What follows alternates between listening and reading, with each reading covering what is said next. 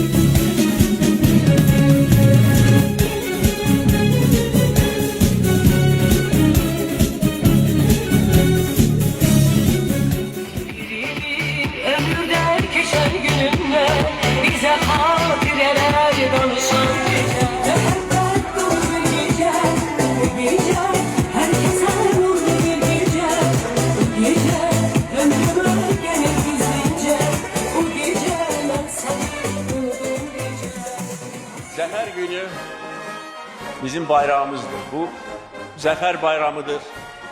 Bu rəşadət bayramıdır. Bu ədalət bayramıdır. Bu milli qürur, milli ləyaqət bayramıdır. Biz öz ləyaqətimizi bərpa etdik. Bundan sonra müzəffər ölkə və qalib xalq kimi əbədi yaşayacağıq.